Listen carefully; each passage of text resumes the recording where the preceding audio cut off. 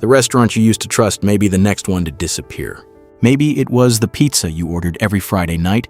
Maybe it was the diner where you stopped after a long drive. Maybe it was the burger place where your kids once laughed over fries and birthday songs. You did not think of these places as chains. You thought of them as easy choices, familiar choices, places you could count on. But in 2026, many of those familiar names are quietly breaking down. Stores are closing, sales are falling, prices are climbing, portions feel smaller, service feels thinner, and the meal that once felt simple now makes you pause before paying. The worst part, most customers are not leaving in anger. They are leaving quietly, one disappointing visit at a time. Today we're looking at 7 U.S. restaurant chains on the verge of collapse and why loyal customers finally stopped coming back. 1. Papa John's. Papa John's is not in trouble because Americans stopped loving pizza. That would be too easy. The real problem is more dangerous than that. Americans still love pizza. They still order it for game nights, tired weeknights, birthday parties, and those evenings when nobody in the house has the energy to cook. But Papa John's is no longer the automatic answer. In the first quarter of 2026, Papa John's reported that North America system-wide sales fell 6%. Comparable sales in North America dropped 6.4%. Franchise restaurants, the backbone of the business, fell even harder, down 6.7%. Those numbers matter because pizza chains do not survive on occasional curiosity. They survive on repetition. Same families, same Friday nights, same app orders, same neighborhoods. When those visits slow down, it means something colder than a bad review. It means customers are quietly removing Papa John's from their routine. Then came the closure plan. Papa John's identified roughly 300 underperforming North American restaurants to shut down by the end of 2027, with around 200 expected to close in 2026. On paper, that sounds strategic. A cleaner system, fewer weak stores, better long-term economics. But customers do not experience it as portfolio optimization. They experience it as the location near them going dark, the app pushing their order to a store farther away, delivery taking longer, the familiar sign disappearing from a strip mall they have driven past for years. And once that physical habit breaks, the mental habit breaks with it. The betrayal here is not one huge scandal. It is smaller, quieter, and probably more damaging. It happens at checkout. A family opens the app, builds the same order they used to buy without thinking, and suddenly the total feels wrong. The pizza costs more than they remember. Delivery fees stack up, the sides make it worse. The tip comes after that, and by the time they reach the final screen, pizza night no longer feels cheap, easy, or comforting. It feels like a decision that is fatal for a brand built on convenience. Papa John's spent years teaching customers to expect something better. Better ingredients, better pizza. That promise worked when the experience felt meaningfully above the cheapest option. But when the bill rises and the pizza does not feel clearly better than Domino's, Little Caesars, Costco, the local shop, or even a frozen pizza from the grocery store, the slogan starts working against the company. Because now the customer is asking better than what? That is how a brand loses loyalty, not through outrage, through comparison. And the market is giving customers plenty to compare. Domino's has trained people to expect deal speed and a smoother digital experience. Little Caesars owns the cheap and fast lane. Local pizzerias feel more personal.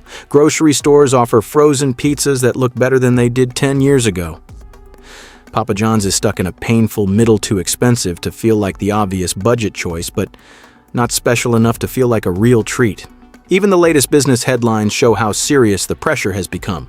Reports of possible take-private interest involving the company's largest U.S. franchisee suggest this is not just a one-quarter stumble. It is a deeper question about what structure Papa John's needs to survive a harsher pizza market. Papa John's is not gone, not even close. But for a pizza chain, losing the default order is dangerous. Once a family stops opening your app first, you are no longer part of their routine.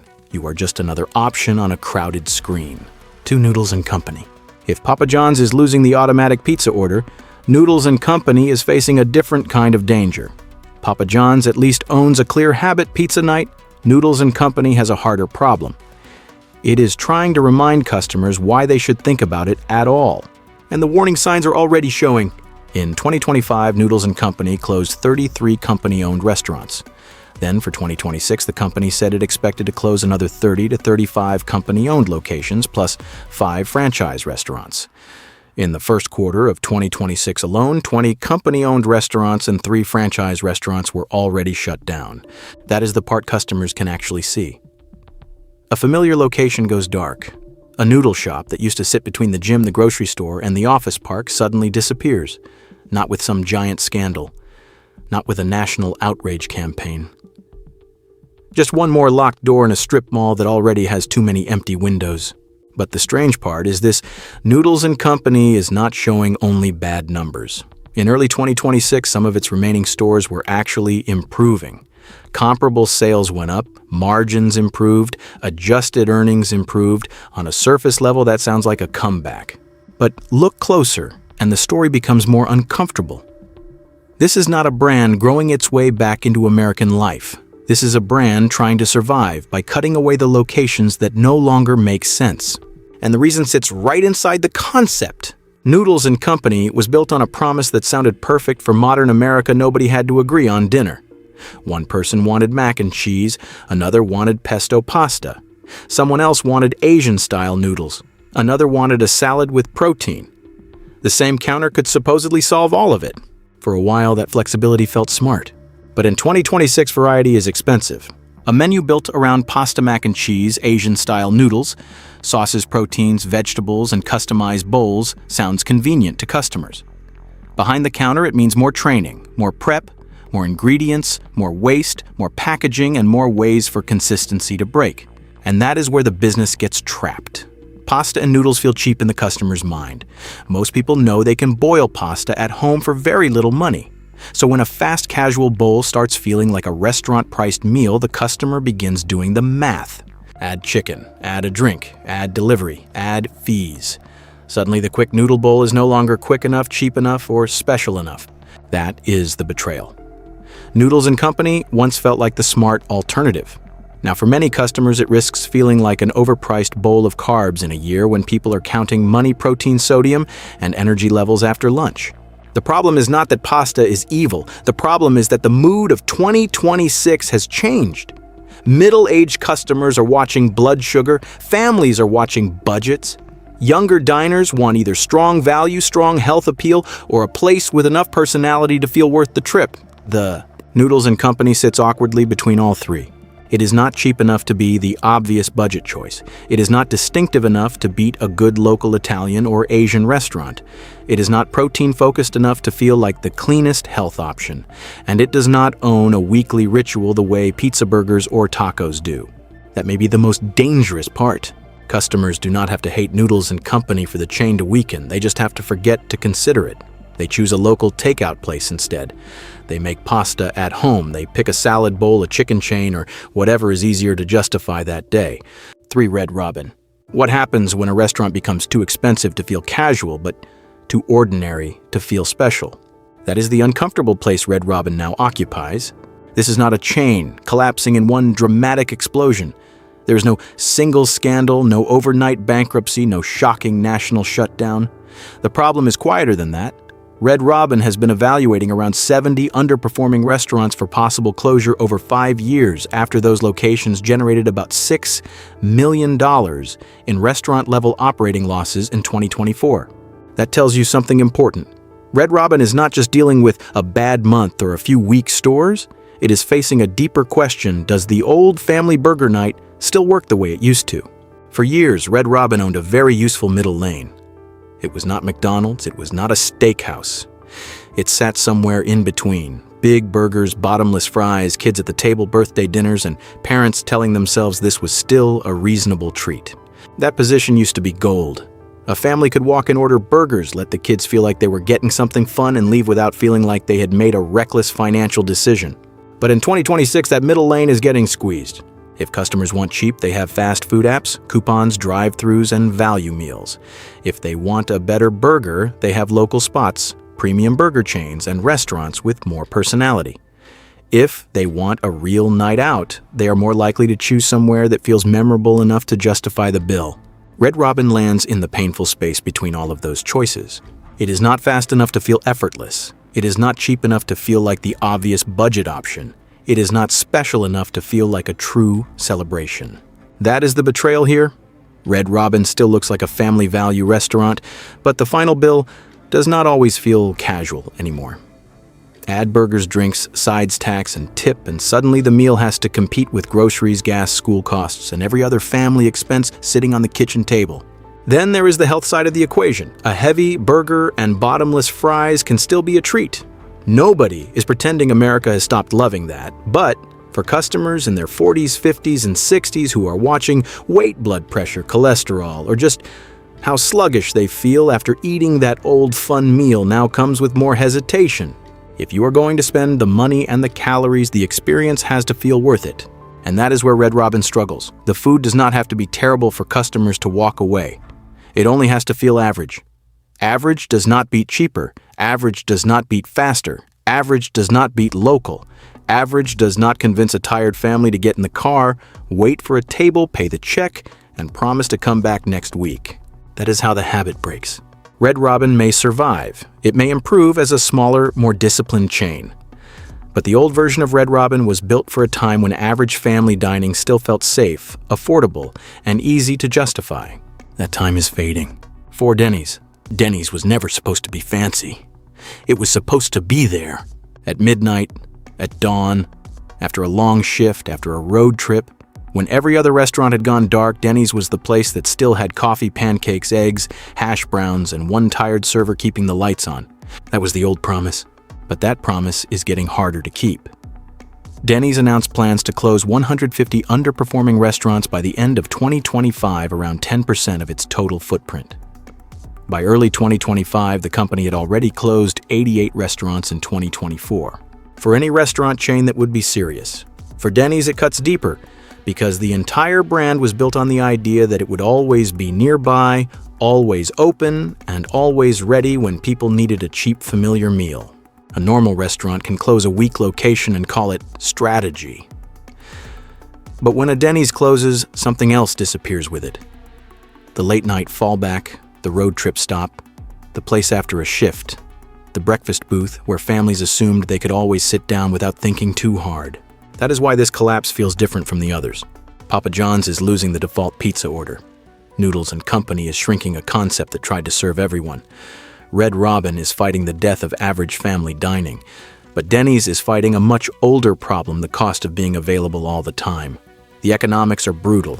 Staying open late means paying cooks, servers, managers, cleaners, utilities, security, and kitchen staff through hours when fewer customers may be walking in.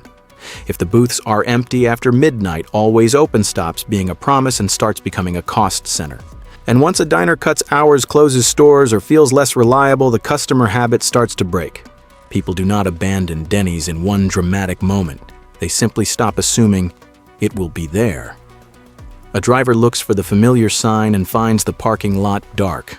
A night shift worker wants breakfast after work and realizes the closest location is closed.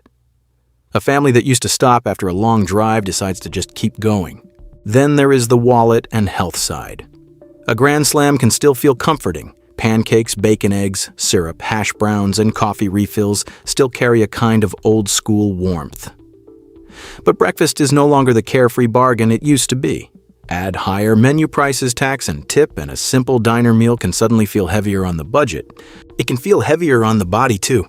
For older customers watching blood pressure, cholesterol, blood sugar, or just the sluggish feeling after a big plate of salty, sweet diner food, the old comfort meal now comes with more hesitation. It is not that America stopped loving pancakes. It is that comfort now has to compete with the bill the doctor's warning and the way people want to feel after eating. Denny's may survive. The brand may become smaller, leaner, and more disciplined. A reported take-private deal could give it room to reset away from the public market spotlight. But the Denny's many Americans remember is already being redrawn. The version that felt always open, always nearby, always cheap enough, and always waiting with a pot of coffee is fading. And once a diner built on reliability stops feeling reliable, it loses more than locations. It loses the habit that made it matter. 5 Wendy's. Fast food chains can survive a lot. A dated dining room, a boring menu, a few bad reviews, even being turned into a meme. But they cannot survive for long if customers stop believing the meal is a deal. That is the danger now facing Wendy's. In the first quarter of 2026, Wendy's reported that global system-wide sales fell 5.5%. U.S. same-restaurant sales dropped 7.8%. Net income also fell sharply from $39.2 million a year earlier to $22.7 million. For a fast food chain, those numbers point to something deeper than one weak promotion or one bad menu launch. They point to customers pulling back. And in fast food, when customers pull back, the whole machine starts to shake. Wendy's is responding by cutting. The company expects to close 5 to 6% of its U.S. restaurants in the first half of 2026, up to roughly 350 locations. Officially, that is system optimization. In plain English, it means Wendy's has been carrying too many restaurants that no longer make enough sense in today's market. And the market has become brutal. Fast food is no longer just a burger business, it is an app-by-app value war. McDonald's has deals, Burger King has promotions, Taco Bell owns the cheap craving lane. Chick-fil-A has consistency and service. Grocery stores and convenience stores are fighting for the same tired customer who just wants something quick, filling, and not financially irritating. Wendy's wants credit for being better than basic fast food, fresh beef, square patties, spicy nuggets, the Frosty, a sharper brand voice. For years, that helped the chain feel slightly above the cheapest option. But customers still judge Wendy's by fast food rules. Is it fast? Is it easy? Is it affordable? Does the deal make sense? And when the answer gets shaky, customers move fast. That is the betrayal here. Wendy's did not need one giant scandal to weaken trust. The old fast food bargain simply became harder to recognize. A customer opens the app, builds a combo, sees the total, and pauses. Then they check McDonald's, they check Burger King, they check Taco Bell, maybe they skip the order completely and eat something at home. No outrage, no boycott, just comparison. That is how fast food loyalty breaks in 2026. Not because people suddenly become loyal to one rival forever, but because every meal becomes a small auction for their wallet. Whoever offers the clearest value wins that moment. Whoever does not gets skipped. And once fast food stops feeling cheap, customers start noticing everything else. The grease, the sodium, the sugar in the drink, the calories in the combo, the portion size, the weight, the way they feel 30 minutes later. When a meal costs only a few dollars, people forgive more. When it starts feeling expensive, the forgiveness disappears. That is where Wendy's is vulnerable. Its food does not have to be terrible. Its brand does not have to be forgotten. It only has to feel a little too expensive for what it is. Even the latest business headlines show how serious the pressure has become. Reports say Tryon has been seeking investor backing for a possible take-private bid for Wendy's after 5 straight quarters of declining U.S. same-store sales. That does not mean Wendy's is doomed, but it does show that the turnaround pressure is no longer small. Wendy's may recover, it may become leaner, sharper, and more disciplined. But in fast food, value is not a side feature. Value is the product. Once customers believe the deal is gone, Wendy's becomes just another drive-thru fighting for attention. 6 Hooters. Some restaurant chains fail because the food gets worse. Some fail because rent gets too high. Some fail because customers find a cheaper place down the street. Hooters has a darker problem. The thing that made it famous is now the thing making it harder to defend. In March 2025, Hooters of America filed for Chapter 11 bankruptcy while carrying about $376 million in debt. The company planned to sell its corporate-owned restaurants to a founder-backed franchise group and move toward a franchise-heavy model. That was not a normal menu refresh. That was financial surgery. Then came the visible damage. Roughly 30 company-owned locations closed across multiple states after the bankruptcy filing. Into 2026, long-running local restaurants continued disappearing, including markets where Hooters had been part of the landscape for decades. The orange signs did not all vanish at once. They disappeared in patches. But the deeper issue is not just wings rent labor or weaker traffic. Every restaurant is fighting those costs. Hooters is fighting something more personal, the age of its own identity. For decades, the brand sold a very specific fantasy. Wings beer sports on television, tight uniforms, and a wink that said, "Don't take this too seriously." It was loud, it was tacky, it was built for another version of American casual dining when the awkwardness could still be packaged as part of the joke. But in 2026, fewer customers are willing to play along. Younger diners have more options and less patience for a restaurant built around objectifying the staff. Families have easier places to get wings without explaining the atmosphere to their kids. Mixed groups of friends or coworkers can choose a local sports bar, Buffalo Wild Wings Wingstop, or almost any modern casual spot without that strange moment of hesitation at the door. That is the real problem. Hooters does not need America to hate it. It only needs enough people to feel slightly uncomfortable choosing it. The food does not save it either. A plate of wings, fries, beer sauces, tax, and tip is not a light meal or a cheap one. It is heavy on the wallet and heavy on the body. For customers watching calories, sodium, alcohol, or just trying not to feel sluggish after lunch, Hooters has to justify more than taste. It has to justify the whole experience. And that is where the brand gets trapped. If someone wants wings, they can go somewhere more focused. If they want sports, they can go somewhere less awkward. If they want a casual night out, they can choose a restaurant that does not feel like it belongs to a different decade. Hooters may survive financially after restructuring. It may become smaller, more franchised, and more disciplined.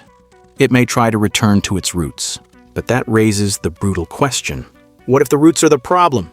Because Hooters did not just age. It aged in public. And in 2026, the hardest thing for the chain to overcome may not be debt rent or chicken wing prices. It may be the fact that America has moved on from the fantasy Hooters is still trying to sell. 7 Pizza Hut. Pizza delivery is built on one simple promise: the box has to arrive hot. Not perfect, not gourmet, not life-changing, just hot, fast, and predictable enough that a tired family can trust dinner to show up when it is supposed to. That is why Pizza Hut's 2026 problem cuts so deep. In the first half of 2026, Pizza Hut is closing around 250 underperforming U.S. locations. Parent company Yum Brands has also been reviewing strategic options for the chain, including a possible sale. And the pressure did not appear out of nowhere.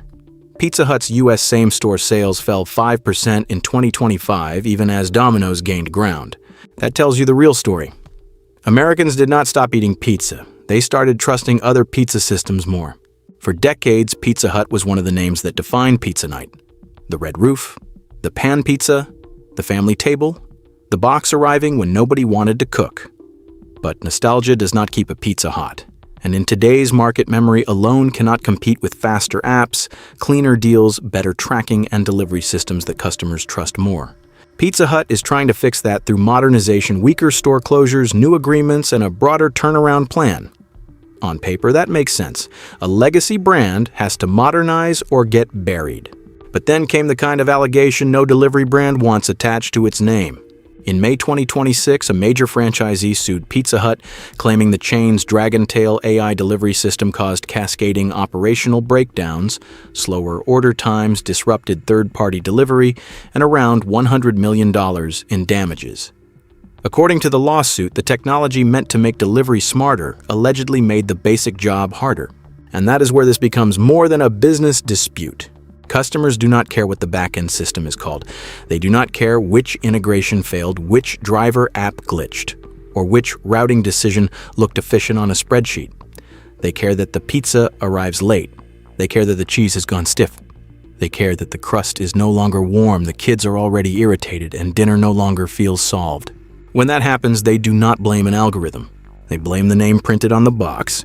That is the betrayal here. Pizza Hut did not just sell pizza, it sold reliability. Pizza night was supposed to be easy. You order, you wait, the box arrives, everyone eats. But once delivery becomes unpredictable, the whole ritual starts to break. And now the customer has too many alternatives. Domino's has trained people to expect speed deals and digital confidence. Little Caesars owns the cheap and fast lane. Local pizza shops feel more personal. Grocery stores sell frozen pizzas that look better than they did 10 years ago. Even Papa John's is fighting for the same tired household staring at a checkout screen. The wallet and health calculation make it worse. Pizza night now means pizza wings, soda delivery fees, tax, and tip. It is heavy on the budget and heavy on the body. If a family is going to spend that money and those calories, the meal has to land right. A cold pizza is not just a bad order, it is a wasted indulgence. Pizza Hut may survive. It may come out smaller, sharper, and more disciplined. But if a pizza chain loses heat, speed, value, and confidence at the same time, it is not just closing stores. It is losing the very promise that made delivery work. These 7 chains are not all collapsing in the same way. Some are closing weak stores. Some are fighting debt. Some are trapped by outdated concepts, broken delivery systems, or prices that no longer feel fair. But the pattern is the same. Customers are not walking away from restaurants overnight. They are walking away from broken habits, one disappointing meal at a time. The bill got higher. The food got heavier. The service got thinner. The old trust quietly disappeared. So here's the real question. Which chain did you finally stop choosing, and what was the exact moment you knew you were done?